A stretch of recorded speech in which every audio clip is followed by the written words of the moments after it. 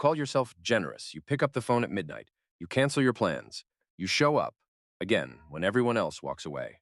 And somewhere deep inside, you believe this makes you a good person. Nietzsche would look you in the eye and ask one question. Who's paying for that goodness? Because generosity, real generosity, costs something.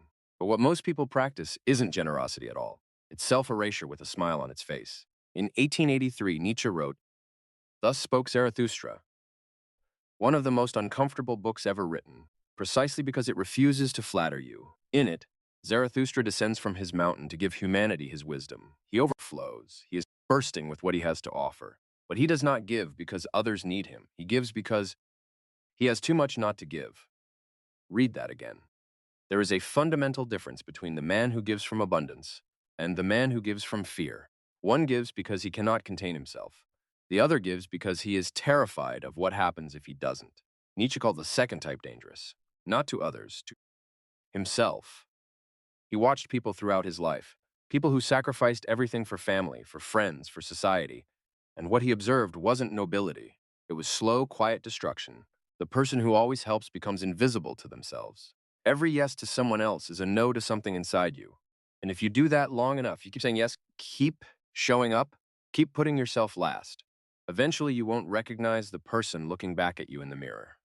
Because that person isn't you anymore. That person is a function, a tool, a resource. And resources don't have dreams. They don't have ambitions. They exist to be used. Nietzsche had a name for the system that makes you feel guilty. For not helping others, he called it slave morality. On the genealogy of morality, he traces how weakness, the inability to compete, to achieve, to stand alone, transformed itself into virtue.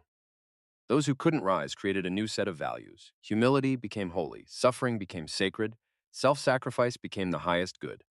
And here's the brutal part. It worked. Society adopted it. Religion codified it. Culture reinforced it. And now you've internalized it so deeply that when you don't help someone, you feel like a monster. That guilt, that burning discomfort when you say no isn't your conscience speaking. It's conditioning. It's 1,000 years of being told that your needs matter less than everyone else's. Nietzsche called this resentment. Resentment disguised as virtue.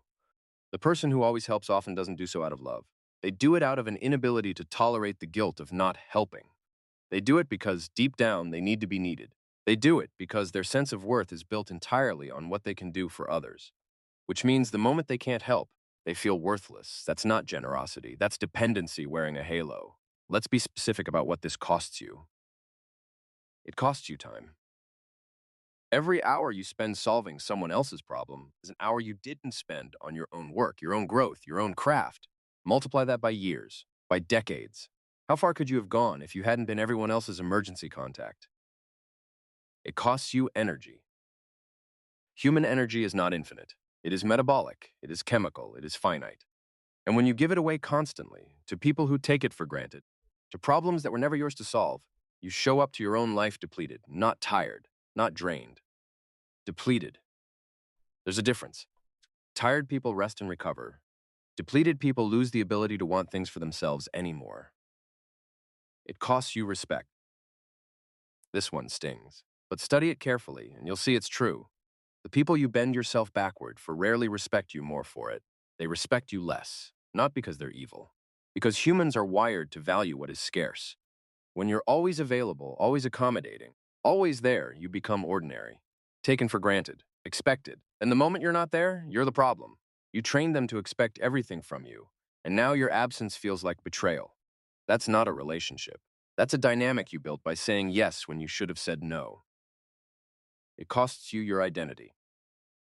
Nietzsche believed the highest human project was becoming who you are, not who your family needs you to be, not who your friends find useful, not who society finds convenient.